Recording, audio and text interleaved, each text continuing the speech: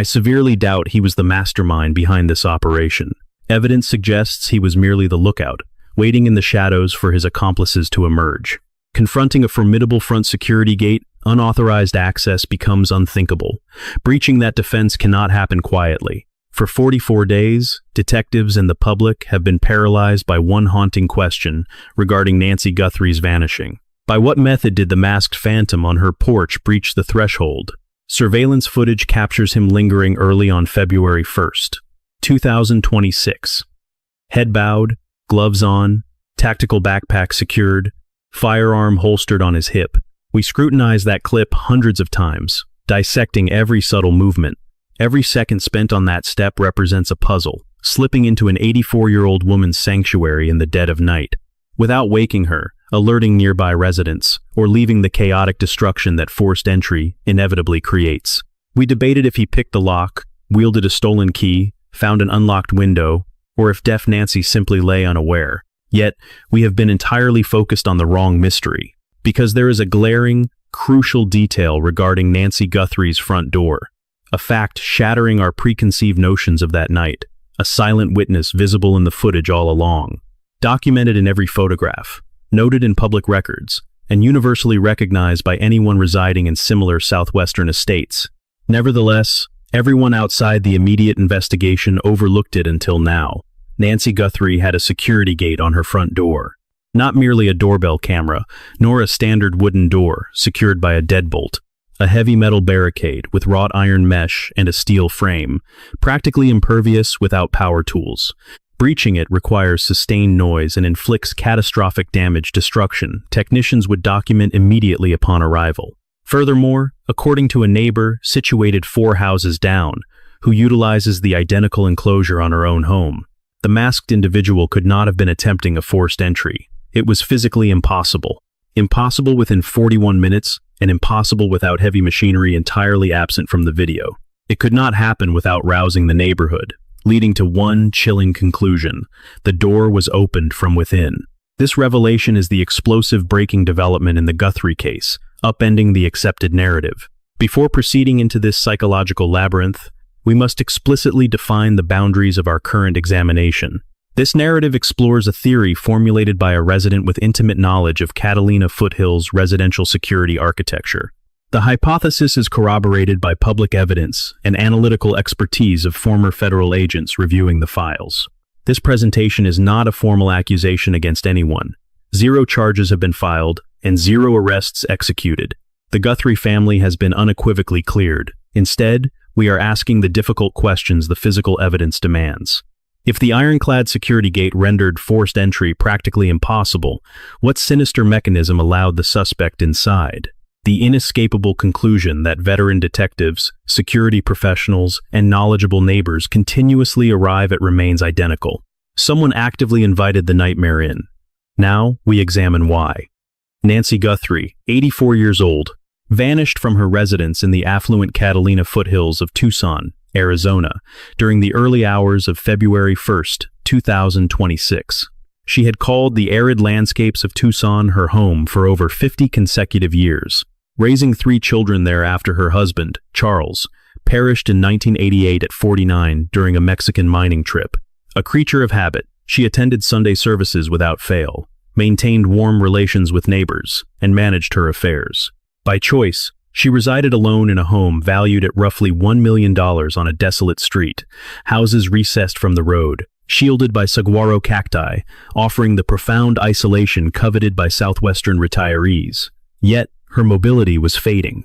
Lacking the stamina to walk 50 yards unassisted, she required a strict regimen of medications for a chronic cardiac condition, a morning dosage and an evening pill, both critical to survival. She carried a pacemaker implanted in her chest. The vital device continuously paired via Bluetooth to an iPhone app, meticulously tracking her cardiac rhythm in real time. Relying on hearing aids during waking hours, she removed them each night before sleep, resting them beside her phone.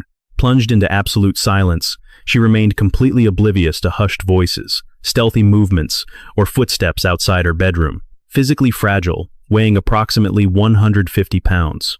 On January 31st, 2026, she arranged an Uber to her daughter Annie's residence.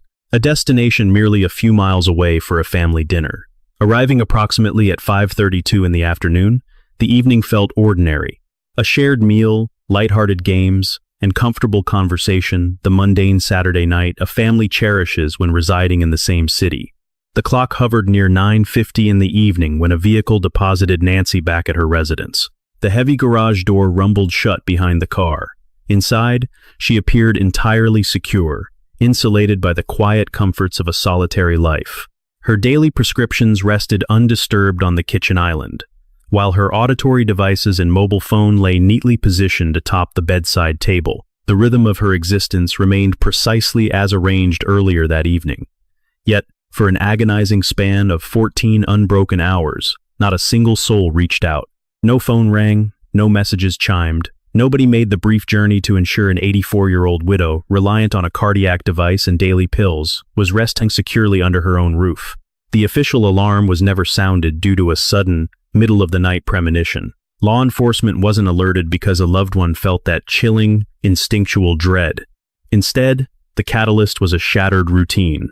At 11:56 the following morning, February 1st, a congregation member phoned Nancy's daughter, Annie, alarmed that the widow had inexplicably vanished from the digital Sunday broadcast she never missed. Prompted by that call, Annie immediately sped toward her mother's property.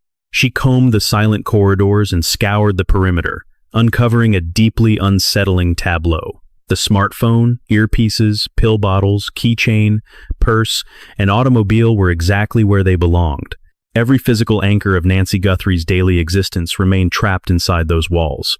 Everything, of course, except the woman herself. The frantic 911 dispatch finally went out at 12:03 in the afternoon.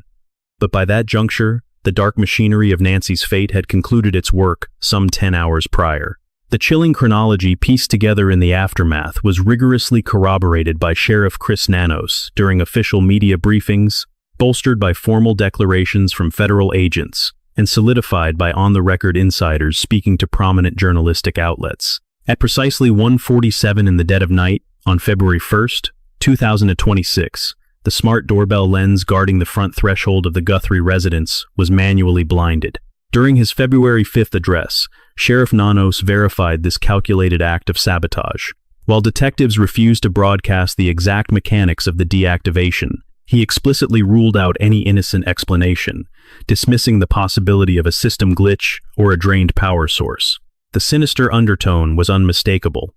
A deliberate intruder had physically neutralized the camera just moments before breaching the sanctuary. 25 minutes later, at 2:12 in the morning, unseen activity triggered the perimeter sensors, though the severed feed ensured the phantom remained entirely faceless. The most haunting timestamp arrived at 2:28, the precise moment Nancy's internal cardiac monitor severed its wireless tether to her mobile device. The handset remained entirely stationary, resting in its usual nocturnal spot adjacent to her auditory aids on the bedside table. Former Federal Bureau Deputy Director and prominent television intelligence analyst Andrew McCabe dissected this digital breadcrumb during a dialogue with journalist Brian Enton. According to his expertise, when a medical implant abruptly drops its link to a localized hub, the primary culprit is sheer spatial separation, given the equipment's strictly confined transmission radius.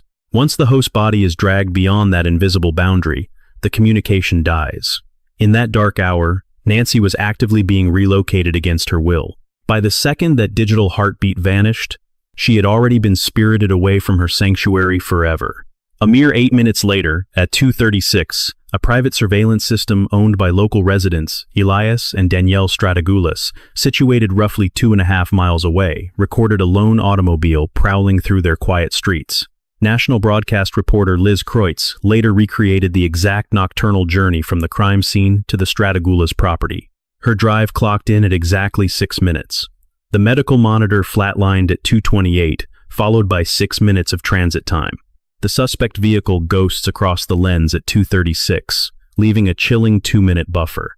It is precisely the duration required to scan the rear view, tighten cold hands around a leather wheel, and steady your breathing before navigating deserted suburban arteries at 2:30 in the morning, hyper-aware of the 150 pounds of human cargo concealed in the rear compartment. Crucially, this vital piece of optical evidence sat beyond the boundaries of the original investigative dragnet. Authorities in Pima County had artificially capped their neighborhood sweep at a rigid 2-mile radius radiating from the victim's driveway. Because the Strategoulas household sat a half-mile past that invisible line, detectives never came knocking. The couple ultimately surrendered the recording voluntarily, connecting the chilling dots after catching local news reports and recognizing the damning timestamps.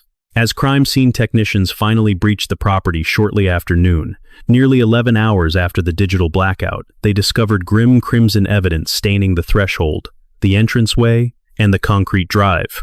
Forensic testing, expedited by the local sheriff's department, swiftly confirmed the biological material possessed the genetic signature of Nancy Guthrie.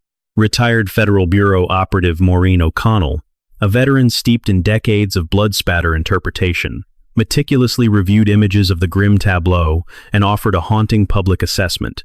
The scarlet drops plummeted vertically from an elevated position, leaving a scene utterly devoid of chaotic footprint interruptions or panicked smears typical of a struggle. Absent, too, were the telltale streaks of a dragged body. Speaking to the media, her professional verdict was utterly chilling in its clarity. The elderly widow had been bundled into a makeshift shroud, perhaps bedding or a heavy blanket, and physically hoisted over the threshold. Whoever carried her ensured she never took a conscious, voluntary step during her final departure from that residence.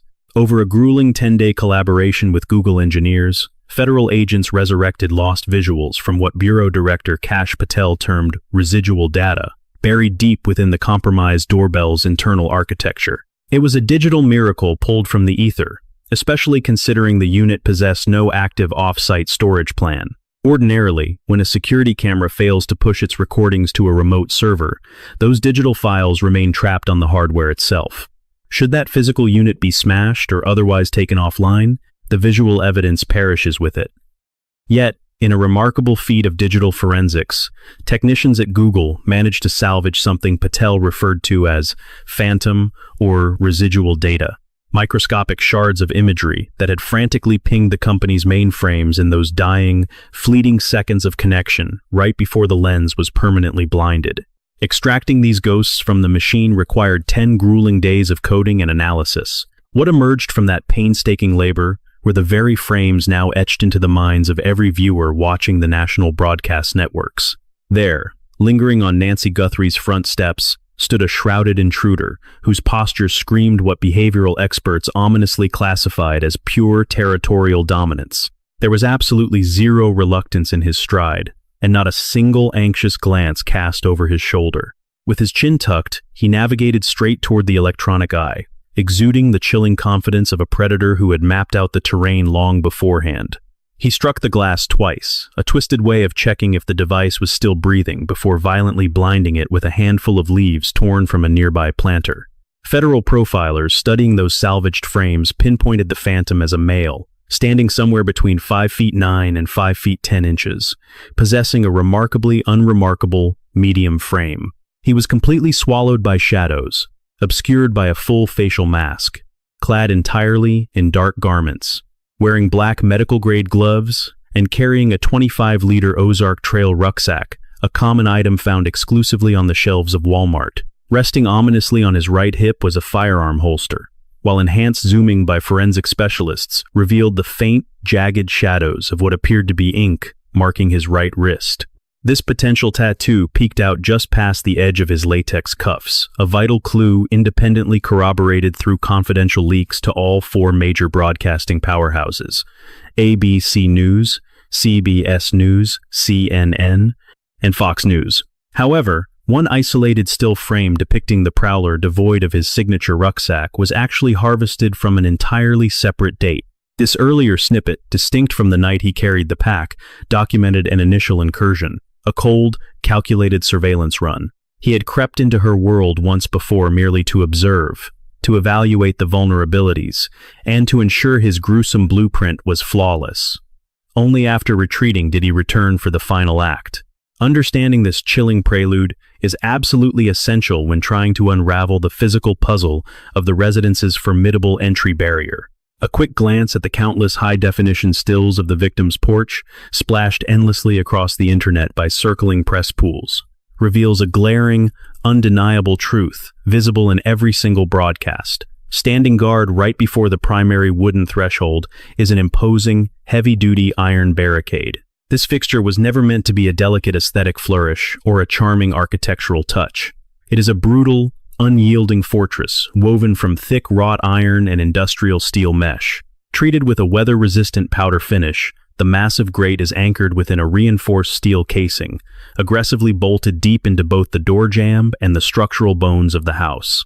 Such heavy-duty barricades are practically mandatory fixtures across the American Southwest, deeply woven into the suburban landscapes of both Arizona and Southern California.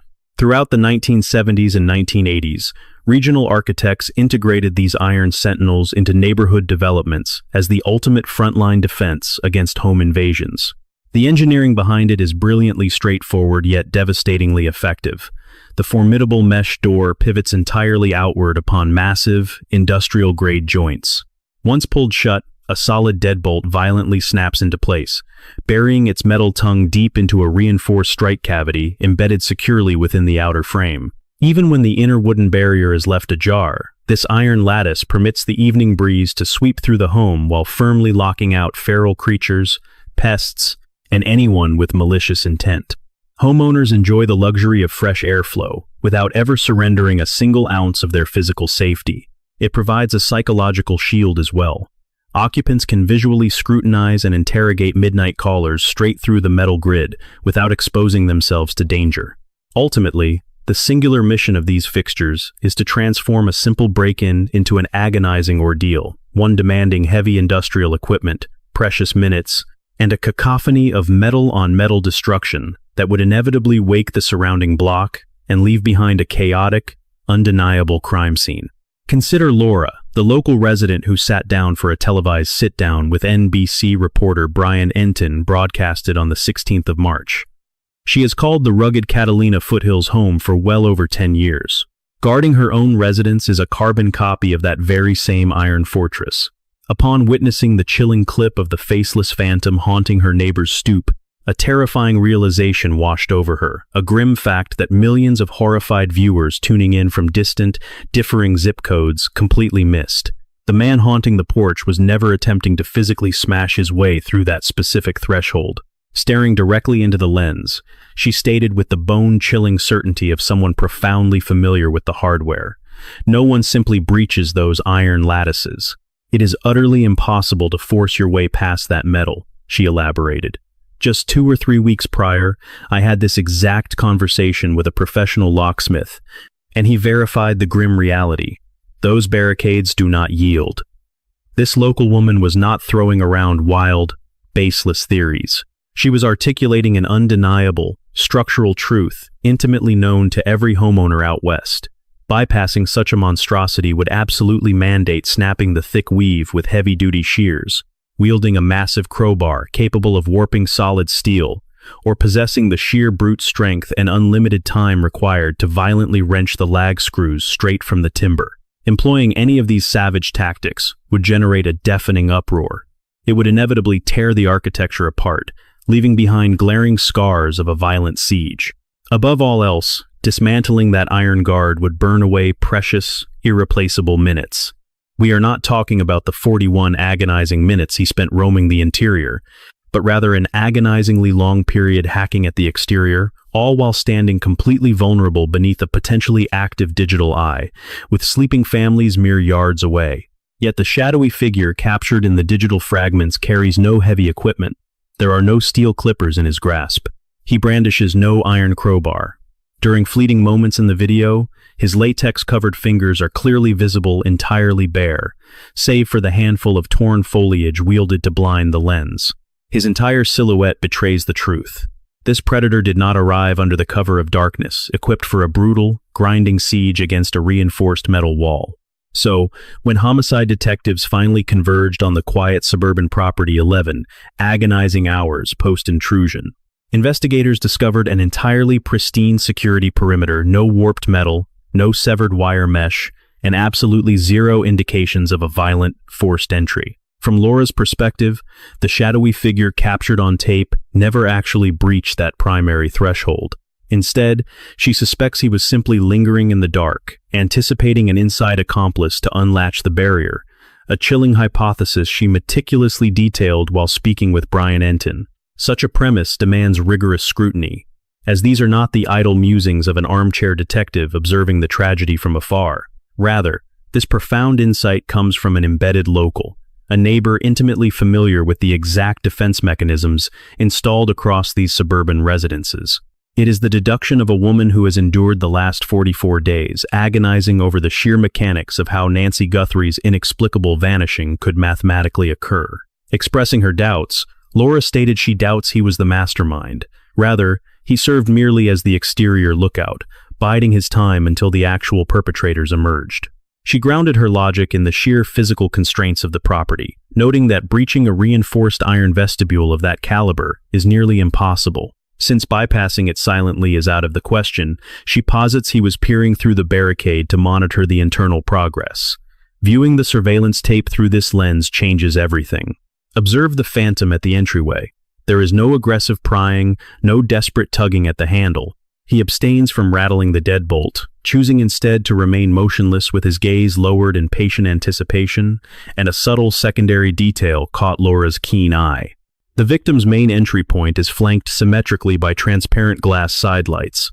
Should the solid inner door be left ajar, a common practice to invite a breeze on sweltering nights, a voyeur could easily peer straight through the metallic lattice and adjoining windows deep into the interior. However, cloaked in darkness or sealed completely, that same vantage point offers nothing but an impenetrable black void. Consequently, Laura theorizes this individual was straining to catch a glimpse inside, verifying the readiness of his partner and confirming their grim operation was proceeding on schedule. Pushing her hypothesis into darker territory, she suggested an even more sinister reality.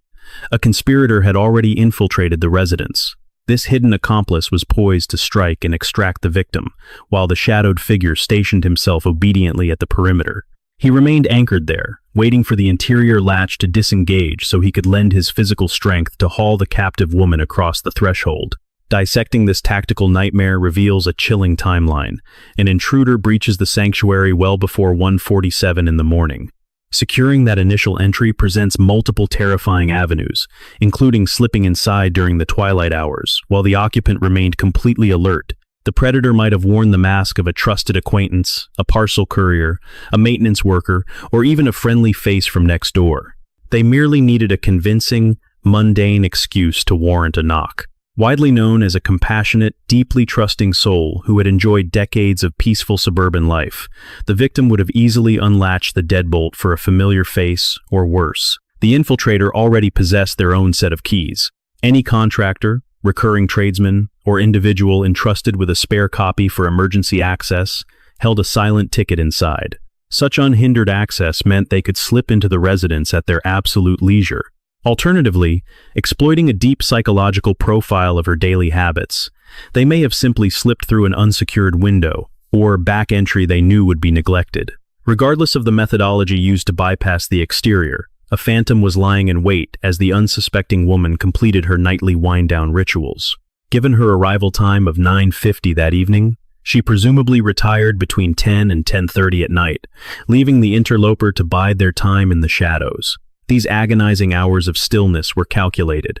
They were verifying she was immersed in deep sleep, waiting for the surrounding street to fall into absolute silence, and suffocating any marginal risk of detection. Then, exactly at 1:47 in the morning, the digital eye of the surveillance system was strategically blinded.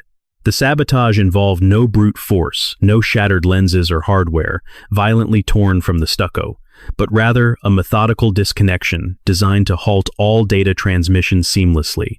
While ultimately thwarted by clandestine server-side data recovery engineered by Google, the tactic successfully neutralized the live feed.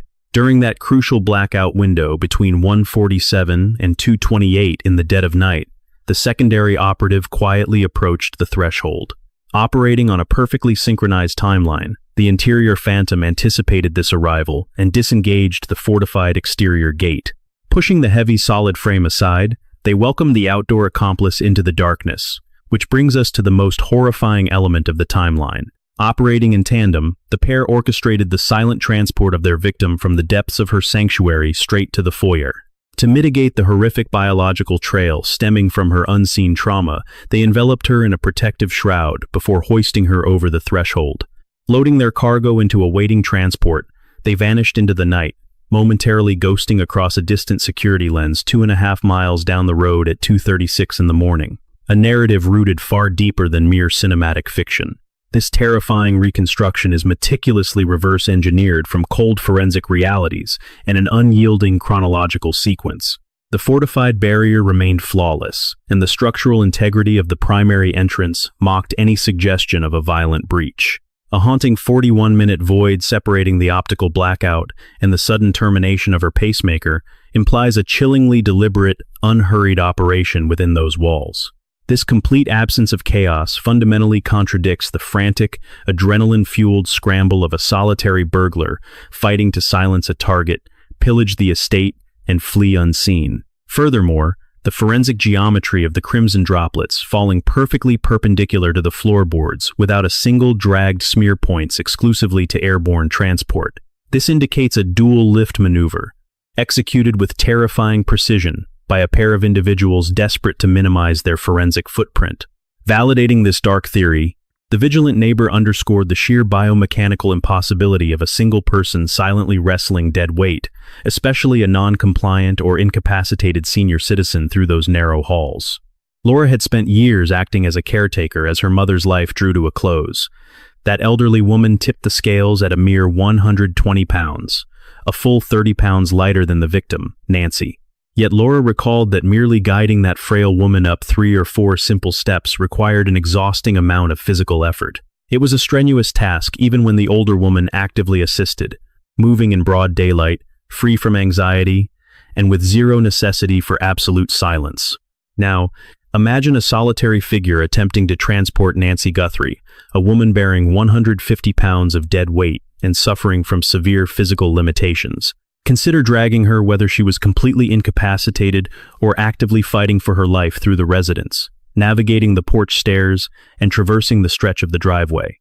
Hoisting her into a waiting car without a single slip, without uttering a sound, and somehow avoiding a morbid trail of scuff marks or crimson handprints would border on the physically impossible for a lone offender.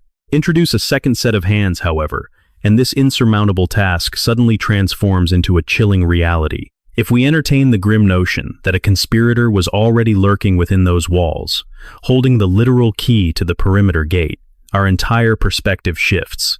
The recorded video is no longer capturing a home invasion. Instead, it documents a sinister, meticulously choreographed dance between two predators acting out a rehearsed script. The shadowy figure hovering on the stoop was never trying to force his way inside. He was patiently waiting for an invitation to enter the kill zone. When examining the crime scene, 5 distinct evidentiary threads point directly toward a terrifying alliance, a treacherous insider collaborating with an external threat. Take each clue in isolation, and it raises immediate red flags, but weave them into a single tapestry, and they paint a horrifying picture that defies any alternative explanation. The initial red flag is the scouting mission. Confidential informants, verified to a quartet of prominent journalistic outlets, specifically the broadcasting giants ABC News, CBS News, CNN, and Fox News, that an extracted doorbell still frame depicting our primary suspect devoid of any luggage was entirely distinct from the sinister video of him hauling a backpack on the fateful evening. Nancy vanished into thin air. That preliminary trip had absolutely nothing to do with destroying the surveillance system or abducting the victim on that specific evening. It was purely a cold, calculated intelligence-gathering operation.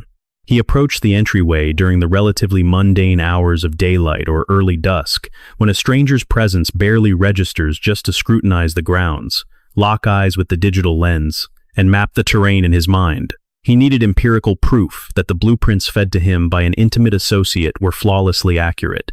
If this predator truly relied on a mole, a traitor capable of detailing the gate's mechanics, pinpointing the lens angles, mapping out the victim's daily habits, and isolating the perfect window for a strike, that dry run remains a crucial step. After all, hearing an environment described is vastly inferior to surveying the killing ground with your own eyes. physically stalking the threshold, analyzing the metal barrier, and deducing the precise interior angle required to disengage the lock. These are tactile, deadly details that demand first-hand verification. This scouting endeavor definitively shatters any illusion of a crime of passion or sudden impulse. He was orchestrating a nightmare, and if he was choreographing this tragedy with a Judas, that daylight stroll served as the ultimate dress rehearsal before the curtain dropped. The second glaring clue lies in the surveillance sabotage. The lens was blinded externally, yet exploiting its blind spot demanded intimate, confidential knowledge of the household's tech setup. The digital eye went dark at exactly 1:47 in the morning. Federal agents and Google technicians burned through 10 agonizing days, dragging digital ghosts from deep server archives, entirely because the intruder was stubbornly convinced he had severed the connection for good. His arrogance was his downfall. Tech experts unearthed fragments of data, desperately beamed to the cloud moments before the hardware died, though the sheer audacity of the attack reeks of calculated expertise. Crucially, the victim never paid for a premium cloud recording tier for her Nest device. This is an invisible vulnerability, entirely undetectable to a random prowler scanning the exterior. The hardware is simply bolted to the molding. It mimics every other generic smart doorbell on the market, lacking any neon placard advertising that its visual feed vanishes into the ether without a remote backup. Uncovering that fatal flaw required privileged intelligence. It required a shadow who had breached the sanctum, somebody who had scrutinized the digital infrastructure, a conspirator who fully grasped that merely killing the power to the physical unit would theoretically halt all localized capture, irrespective of the remote data retrieval that eventually occurred. If our primary target was being spoon-fed by a trusted insider, that hidden partner could have handed over the system's blueprints, leading the attacker to operate under a fatally flawed assumption. Yet, based on the whispered secrets he received, it was a perfectly logical conclusion. Severing the feed at 1:47 in the morning would theoretically erase any digital witness to the ensuing horrors. The third pillar of this theory is the pristine crime scene. Detectives found absolutely zero signs of a violent breach, noting the exterior security barricade was completely unmarred. The heavy timber of the main entrance remained immaculate. Authorities documented a total absence of shattered glass, gouged frames, or the chaotic debris that inherently accompanies a smash-and-grab home invasion. Violence leaves a signature. An aggressive infiltration always leaves scars. We would expect to see the tortured metal of a crowbarred hinge, the severed wire of a clipped fence, or the jagged, ruined splinters of a violently booted entryway. Or, at the very least, a cascade of crystalline shards from a shattered pane. The eerie perfection of the perimeter strongly dictates that the predator crossed the threshold via one of three chilling avenues. He possessed a physical key, he was welcomed in by a traitor lurking in the shadows of the hallway, or he glided through a portal carelessly left unsecured by the victim herself, or perhaps intentionally unlatched by a saboteur who had freely wandered the corridors earlier that day.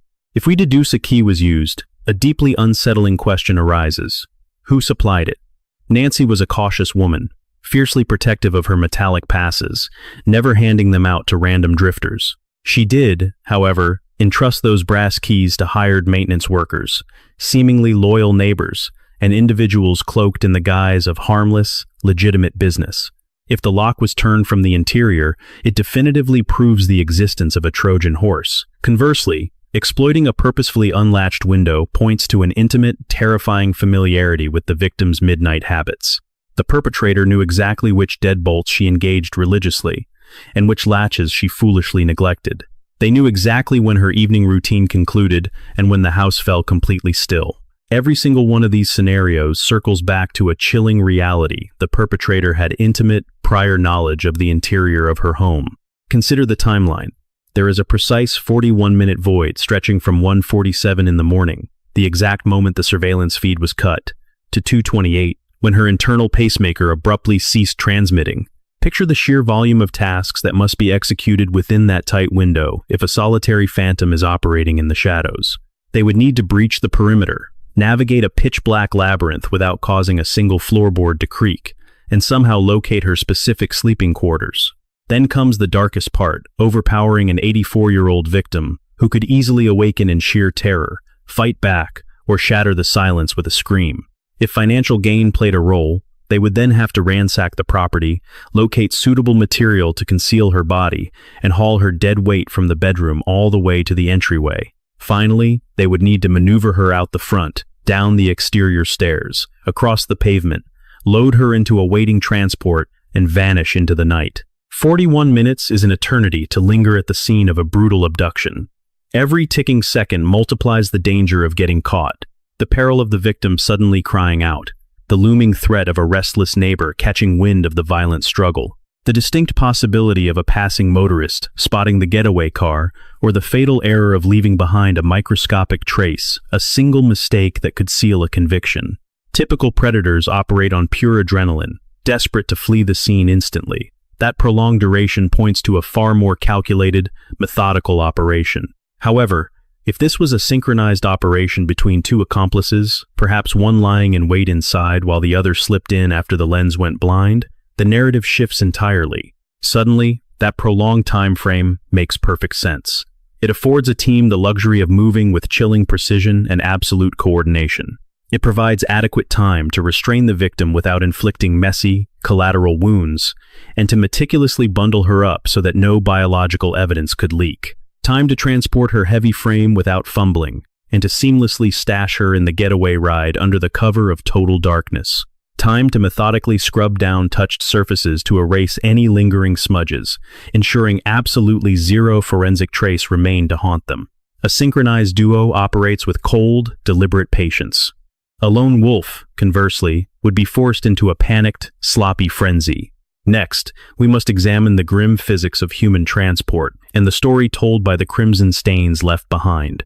Maureen O'Connell, a seasoned former federal investigator with decades spent dissecting gruesome aftermaths, reviewed the visual documentation of the front steps, breaking it down with clinical, unyielding precision. She noted perfect, circular droplets plunging vertically from a fixed elevation. There were no interruptions in the pattern, no chaotic smears, and absolutely no signs of a body being dragged. Such undisturbed geometry speaks clearly. The victim was lifted and borne away, yet, hoisting a dead weight of 150 pounds, particularly a bundled, potentially thrashing or comatose human, is a monumental physical feat. A local witness named Laura, drawing from personal experience tending to an aging parent, noted just how grueling that kind of exertion truly is. She recalled the immense struggle of guiding her own, much lighter mother up a staircase, even with the woman actively helping. This victim, however, carried significantly more mass. The elderly woman struggled to move on a good day.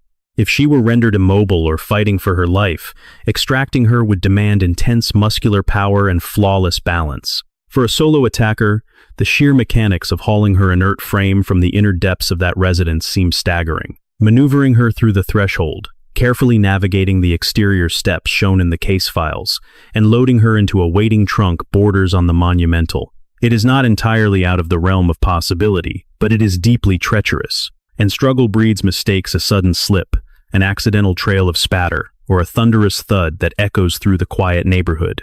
Introduce a second set of hands, however, and the grueling chore transforms into a highly efficient operation. One phantom takes the upper body, the other secures the lower half. Moving in eerie tandem, they could easily watch their footing and instantly recalibrate their grip if necessary. Should her center of gravity suddenly shift, they could effortlessly stabilize the load. The forensic splatter alone does not definitively confirm a pair of attackers. Yet, it strongly points toward a sinister partnership. When you layer that grim reality with the bypassed perimeter defenses, add in the terrifyingly patient time frame, the absolute absence of broken locks, and the specialized, intimate knowledge needed to blind the digital sentry. Suddenly, the concept of a synchronized kill squad transcends mere theory. It morphs into the only logical narrative that neatly ties all the sinister threads together. Then came a pivotal twist. Federal agents posed a chilling question to Laura, one that had been strictly guarded by the task force. Did her lenses capture anything on January 24th, 2026? That specific point in time had been a ghost, completely absent from the public discourse surrounding the abduction. Yet, authorities are now zeroing in on that particular window, with the very same relentless obsession they applied to the events of January 11th. The neighbor revealed to an investigative journalist that when the Federal Bureau swarmed her property on Friday, March 14th, a mere 48 hours prior to her televised appearance. They demanded access to the digital archives from that exact 24-hour period. Investigators physically sat beside her, meticulously dissecting the captured frames, hunting for a ghost. They were clearly searching for a missing puzzle piece. That day falls exactly 8 days prior to the victim vanishing into thin air, and significantly, it lands on a Saturday, January 11th, an earlier time frame heavily scrutinized by detectives canvassing the block, also happens to fall squarely on a Saturday. And February 1st, the haunting night the elderly woman was snatched from her sanctuary, another Saturday, 3 weekends, 3 precise points on the calendar now bound by a terrifying, invisible thread. If the orchestrator of this nightmare was tethered to a standard, Monday through Friday corporate schedule, a predator whose daily grind prohibited daylight stalking or geographical scouting, then the weekend offered the perfect cover to prowl the affluent hillside without raising a single red flag. It granted them the absolute freedom to roam, completely erasing the need to fabricate an alibi for skipping out on their day job. Ultimately, it ensured no skeptical boss or observant colleague would ever recall a sudden absence, a distracted demeanor, or a series of disturbingly specific questions. A chilling timeline is beginning to take shape in the minds of detectives, starting with a shadowy arrival in the neighborhood on January 11th. This initial visit likely aligns with the haunting surveillance video where the prowler, unburdened by his infamous bag, creeps right up to the victim's threshold. Staring dead into the lens, he coldly evaluated the iron security gate, visually verifying the layout fed to him by his unseen informant. Exactly 13 days later, on January 24th, the Phantom returned, though his specific movements during this second infiltration remain completely shrouded in mystery. While Laura's security system recorded nothing but nocturnal desert wildlife passing through the brush, it is highly probable that surrounding properties caught fragments of his presence. Nearby security lenses might have immortalized a passing car, a fleeting shadow, or routine movements that appeared entirely harmless in the moment. Yet, when examined through the dark lens of the horror that would unfold just 7 days later, those mundane clips suddenly radiate a sinister significance. Finally, he materialized once more on the night of February 1st, this time equipped with the heavy pack, the tactical gloves, and a devastatingly calculated agenda. 3 separate incursions across 3 consecutive Saturdays granted him the perfect window to meticulously hone his entry strategy, clock his movements, and ensure his prey would be utterly defenseless. Absolutely nothing about this strikes of a random thrill, kill, or a momentary lapse of reason triggered by a cracked garage door or an unsecured deadbolt. Every single detail breathes pure, terrifying premeditation and chillingly cold calculation. The perpetrator dedicated several weeks, perhaps even months, of painstaking effort to orchestrate the sheer terror that fell upon the 1st of February. Such a profound investment of energy implies an absolute certainty that the payoff was immense, driven by inside intelligence that guaranteed the success of this dark operation. It was a carefully weighed risk. Yet, another haunting revelation emerged from the conversations with Laura. This specific detail is impossible to ignore, painting a deeply unsettling picture of the intruder's advanced tactical expertise. Federal agents specifically inquired if her home broadband connection experienced a sudden blackout on that fateful February night. Detectives do not casually throw out queries about digital infrastructure without a very dark, very specific theory in mind. Such a pointed inquiry strongly implies authorities suspect a deliberate, malicious severing of the neighborhood's communication grid to cloak the impending strike. Should the Phantom, or his hidden architect, have successfully killed the local network prior to 1:47 in the morning, it instantly unravels a multitude of lingering mysteries. These are the very enigmas that have relentlessly tormented both seasoned detectives and armchair sleuths since the nightmare first began. For one, it perfectly clarifies why the victim's mobile device, abandoned next to her earpieces on the bedside table, utterly failed to broadcast any traceable coordinates. In the desolate hours following her abduction, tracking proved impossible. Contemporary mobile technology ordinarily maintains a relentless dialogue with local towers and wireless networks to broadcast real-time coordinates. Had her device been tethered to a residential router that abruptly died in tandem with an engineered blackout of the cellular frequencies, the digital breadcrumbs would simply vanish. The handset would merely register the residence as its final resting point, before completely vanishing into the electronic void. Zero network handshakes, zero geographical shifting, and absolutely no digital footprint for law enforcement to chase in the darkness. This blackout theory perfectly justifies the maddening absence of vehicular evidence on surrounding surveillance grids during those crucial early morning hours.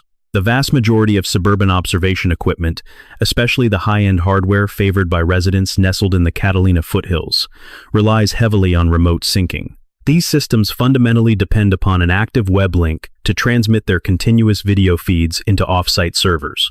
Without that vital broadband lifeline, any optics tracking the predator's movements would be forced to save directly to vulnerable physical memory drives. The remote backup would completely fail. Furthermore, if the infiltrator managed to bypass the direct line of sight, or if those lenses were angled strictly toward private parking pads, the trail would remain cold. With angles focused away from the main asphalt arteries, the night's secrets would remain entirely unrecorded. Crucially, an orchestrated outage accounts for the sudden failure of the victim's smart doorbell to stream live video directly to the tech giant's servers. Federal cyber experts and elite engineers had to spend 10 agonizing days scraping fragmented ghosts of data from internal drives, all because the device had been forcefully severed from the network during the strike. Stripped of its digital lifeline, the lens was effectively blinded, utterly incapable of beaming its desperate warnings to the outside world. More terrifyingly, executing this kind of blackout points to a frightening degree of technological mastery, whittling down the list of potential monsters considerably. Severing a neighborhood's umbilical cord to the digital realm can be accomplished through a handful of distinct, ruthless methods. The most brutal approach involves literally slashing the physical fiber optic cables that pump data into the surrounding households. These vital arteries sit exposed within street-level utility hubs, vulnerable neighborhood junction boxes, and elevated poles. An individual armed with only a rudimentary understanding of regional telecommunication grids could effortlessly pinpoint the critical weak spot. By simply prying the casing open and snapping the wires with heavy-duty clippers, they could plunge the entire block into instant digital isolation. Every single property linked to that specific node would instantly go dark, without an immediate distress call to the network provider to flag the dead zone, a step practically no one takes during the dead, silent hours of the graveyard shift. The sabotage would remain entirely undiscovered until the morning sun arose. Alternatively, the attacker could have utilized invisible warfare, frequency suppression. Though handheld devices designed to choke wireless and cellular bands are highly illegal across the United States, the dark corners of the international web make them frighteningly easy to acquire. A suppression device potent enough to plunge a sprawling enclave like the Catalina Foothills into total radio silence could easily be concealed within the depths of a standard tactical pack. In the chilling security footage captured at the front door, the unidentified figure can be seen burdened by a heavy knapsack. Should that pack conceal a signal jamming device, rather than ordinary burglary tools or stolen loot, it perfectly clarifies his reason for bringing it right to the threshold and keeping it strapped to his body for the entirety of the dark operation. Either method demands meticulous premeditation, along with a highly sophisticated level of technological proficiency. Both approaches hinge on a sinister realization. The very broadband and mobile networks tying us to the outside world are fragile weak points ripe for exploitation.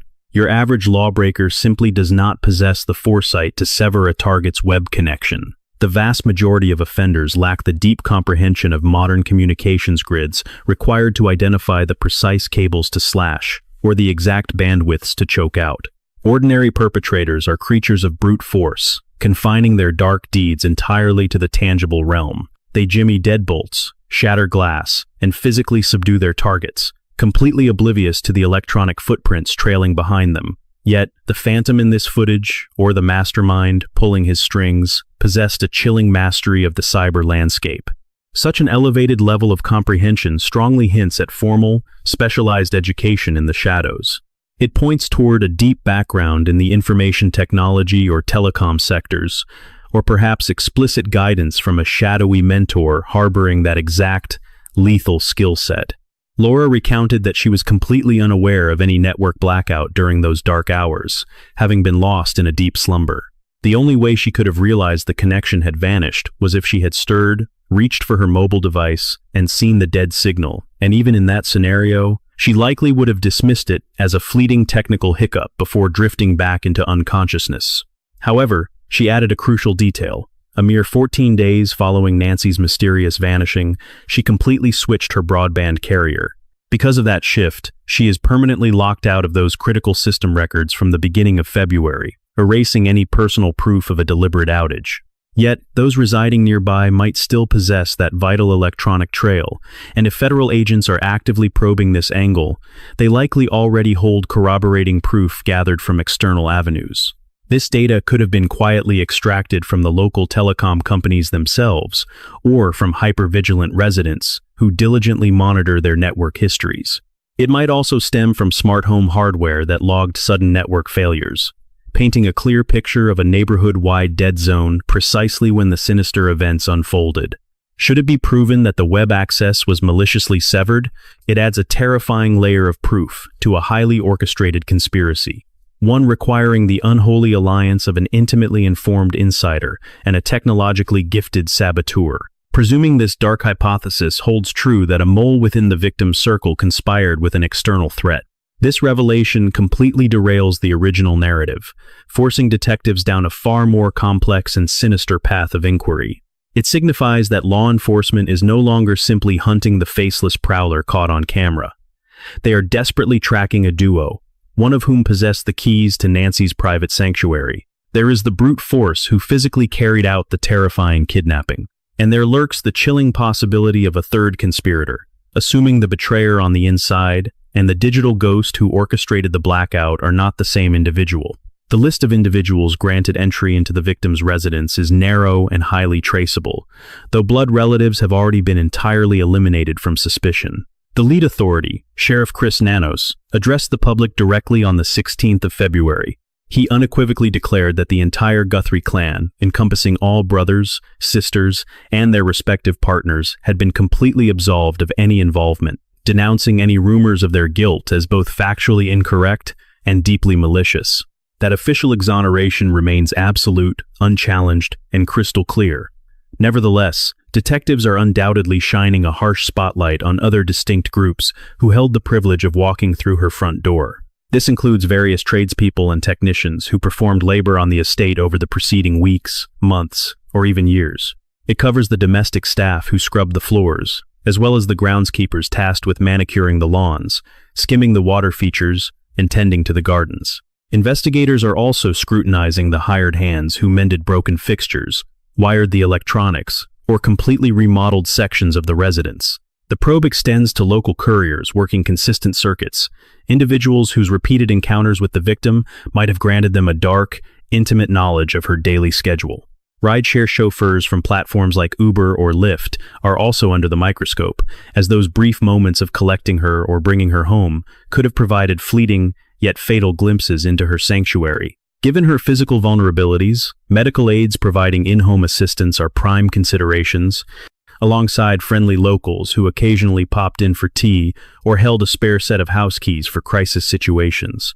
Every single one of these demographics presents a viable trail to follow, with legal orders ready to pry open their corporate dispatch logs. Personnel files will be meticulously combed through, criminal histories thoroughly vetted, and mobile tower pings ruthlessly decoded to expose exactly whose devices cast shadows near the crime scene on the 11th of January. That precise digital tracking will also be applied to the 24th of January, leading right up to the dark evening of the 1st of February. A retired federal investigator named Jennifer Coffin-Daffer has emerged as one of the most prominent, outspoken authorities, dissecting the twisted layers of this mystery for the masses. She has persistently championed a chilling primary hypothesis. An individual hovering on the periphery of the victim's life unwittingly or willingly bled highly sensitive domestic secrets to the predators.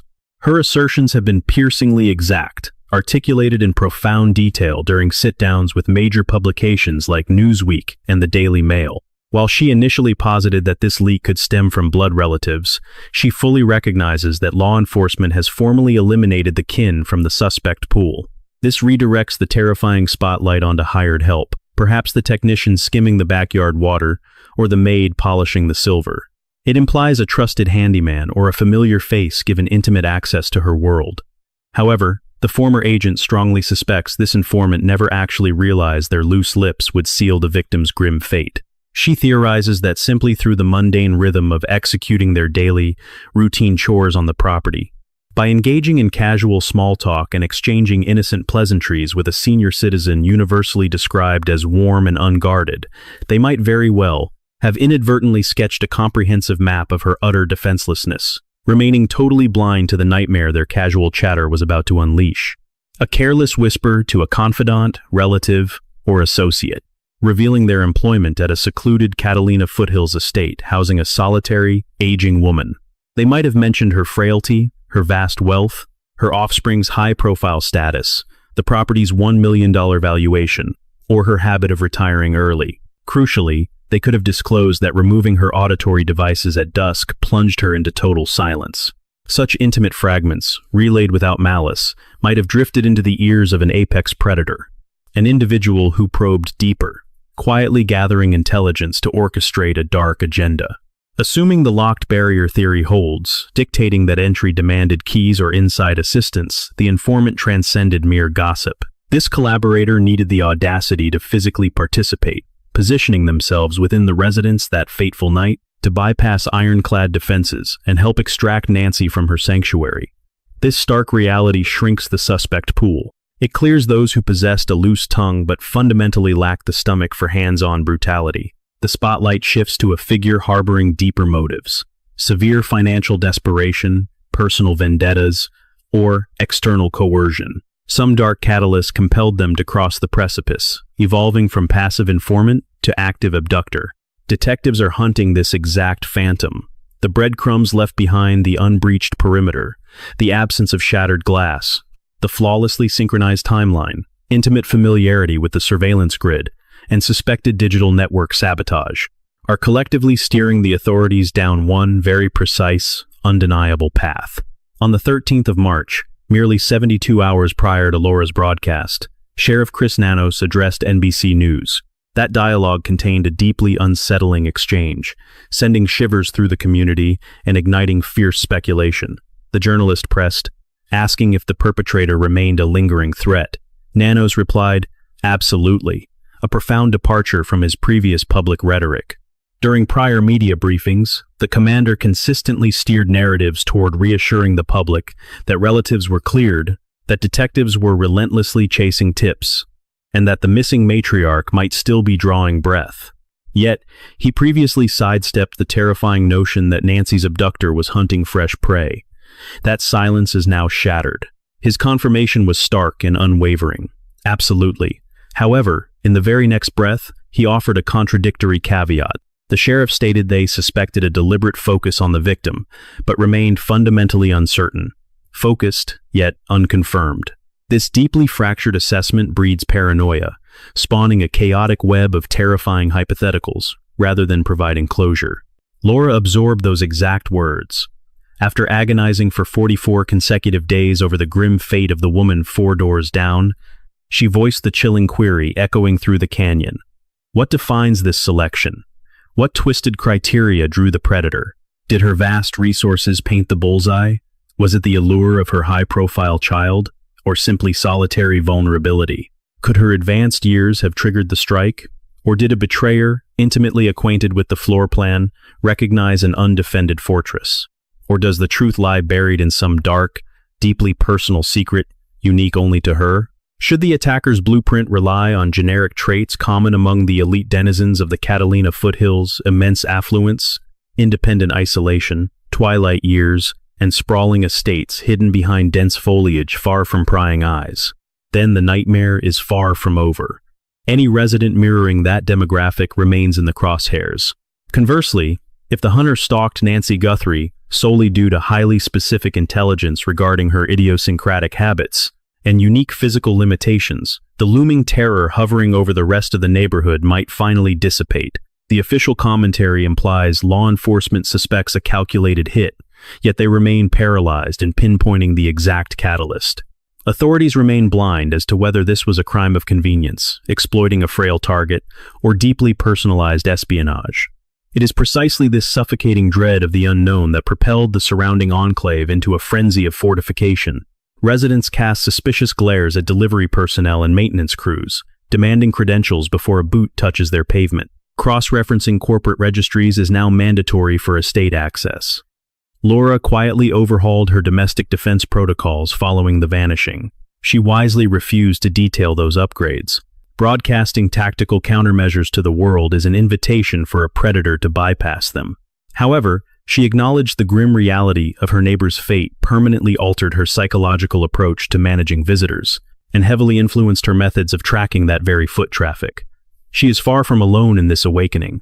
A wave of structural reinforcement swept the canyon, with homeowners mounting hidden lenses and replacing entry mechanisms. Coalitions of vigilant citizens formed, establishing clandestine communication channels to conduct routine welfare checks as the sun sets.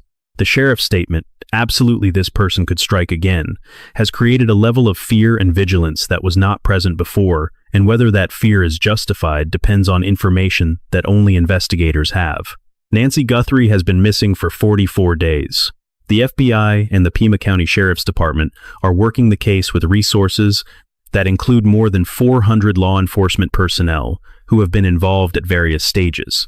Approximately 100 FBI agents assigned specifically to the investigation and specialized units, including the FBI's Cellular Analysis Survey Team, investigative genetic genealogy experts, and digital forensic specialists.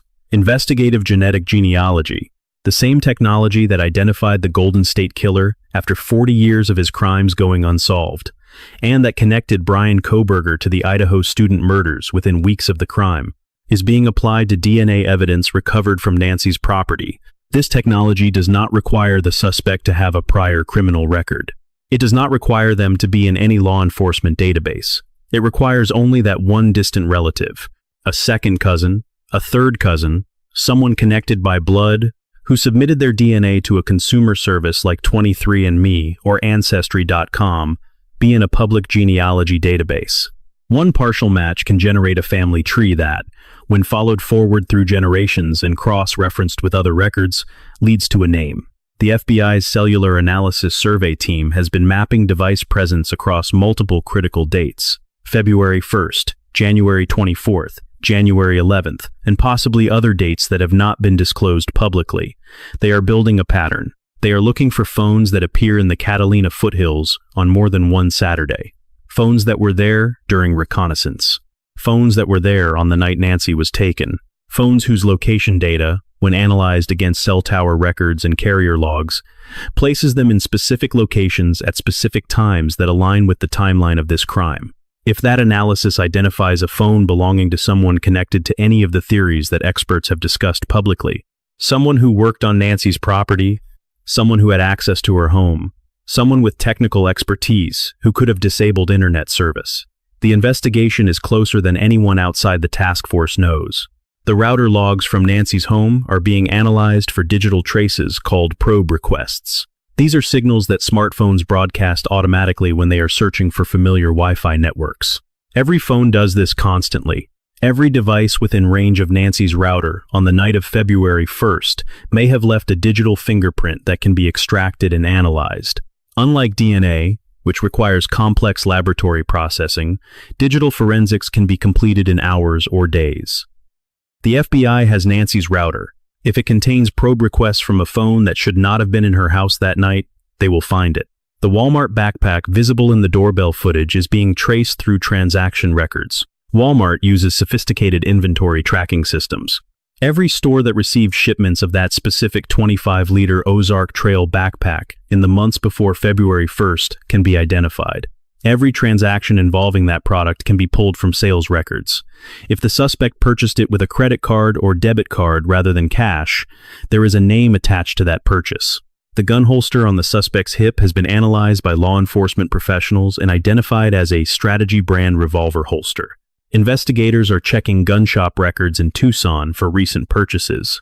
The FBI visited at least one gun shop with approximately 18 to 24 photographs and names, asking whether any of those individuals had purchased a firearm in the past year. That gun shop reported no matches, but there are other stores, other suppliers, other transaction records, billboards featuring Nancy's photograph and information about the $1.2 million reward have gone up in multiple states, not just Arizona. Sightings have been reported in Texas, Southern California, Nevada, and other regions. The FBI is treating this as a case with national reach because they do not know where Nancy was taken or where she is being held. The investigation is working. The science is working. The evidence is being processed. And if the security gate theory is correct, they are also building a profile of someone who had access to Nancy Guthrie's home before the night she disappeared. Nancy Guthrie lived in her Catalina Foothills home for 50 years. She raised 3 children there after her husband died. She knew every neighbor. She went to church every Sunday. She built a life in a community where trust was normal, where people helped each other, where someone could knock on your door at dinner time and you would open it without fear, because that was how things worked in a neighborhood like that. And someone used that trust to get inside her home. Through it all, the formidable iron barrier guarding her primary entrance stood as a silent witness. It haunted crime scene stills and doorbell recordings. The ironclad barrier stood silently in the background as forensic teams meticulously scoured the crime scene. While it lurked in the periphery of every news broadcast since the 1st of February, its chilling significance remained entirely hidden until Laura sat down with Brian Enton to decode the true nature of that structure. She detailed its heavy-duty mechanics, making it glaringly obvious that bypassing such a formidable obstacle requires heavy machinery, significant time, and an inescapable, deafening racket. For weeks, the general public remained completely oblivious to this crucial detail, but a horrifying truth has now surfaced. The masked figure lingering on that porch was not a burglar attempting a forced entry. He was patiently waiting for an invitation. Someone already deep inside Nancy Guthrie's sanctuary disengaged that heavy lock and welcomed the predator inside, and that unseen accomplice is still walking free. Federal agents are relentlessly hunting this phantom, guided by a trail of physical evidence that points squarely in their direction. A staggering $1.2 million bounty hangs in the balance, waiting for the one crucial tip that unmasks the perpetrators and brings Nancy back. 44 agonizing days have passed, 0 suspects in custody, 0 indictments, and a haunting lack of closure. Yet, the silent testimony of that undisturbed iron door confirms a dark theory detectives have harbored from day one, sparking a massive, resource-heavy manhunt. Nancy Guthrie was not solitary when she vanished into the pitch-black desert night. A coordinated extraction took place, orchestrated by an individual who either possessed a set of keys, knew the bypass codes, or had manipulated their way into the victim's innermost circle of trust. The dragnet is tightening. Forensic markers offer cold, hard facts. The chronological sequence of events is locked in stone, and genetic profiles are currently undergoing rigorous laboratory analysis.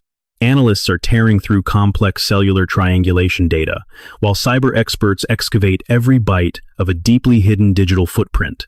Hidden within the chilling security footage, the crimson stains left on the concrete, the pristine, unbroken locks of the entrance, and the agonizing 41-minute void between a dead camera and a flatlining medical device, lies the ultimate truth. Buried in those details is a suspect's identity.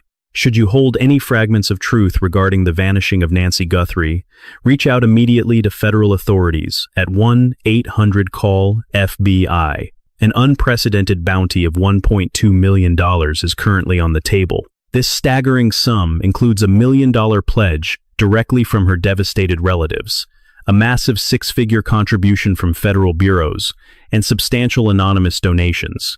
Whether you were employed as a landscaper on her estate, dropped off packages at her doorstep, or operated any kind of business throughout the shadowy terrain of the Catalina Foothills, or if your eyes caught even a fleeting, out-of-place shadow during the weekends of the 11th of January, the 24th of January, or the 1st of February, your memory holds immense value. What may have felt like a trivial oddity to you might be the exact puzzle piece detectives are missing. Do not hesitate to dial the authorities. Perhaps you overheard an acquaintance, someone employed near the estate, casually dropping details about an affluent, isolated senior citizen. If they exhibited a bizarre, unexplainable fascination with that specific wealthy enclave, pick up the phone and make the report. Should you recall hawking a 25-liter Ozark Trail rucksack anywhere around the Tucson perimeter between December of 2025 and January 2026 to a buyer who made the hair on your arms stand up, investigators need to hear from you. No clue is too small. Law enforcement scrutinizes every single dispatch, and every whisper is meticulously chased down into the dark. Keep following our ongoing investigative series as we pull back the curtain on this tragedy and other haunting mysteries where undeniable forensic clues pave the treacherous road toward justice. Ensure your alerts are active to never miss a breakthrough. We will dissect every confirmed twist as it unfolds, backed exclusively by hard, verified documents. Leave your thoughts below. Were you completely unaware of the chilling reality behind that iron barrier until now? This single revelation shatters the entire established narrative of what truly unfolded in the shadows of that desert evening. Nancy Guthrie must be brought back from the void. Her grieving loved ones are owed the brutal truth, and the unseen phantom who unlocked that iron threshold for a disguised intruder holds the darkest, most terrifying secrets of that night locked entirely within their mind.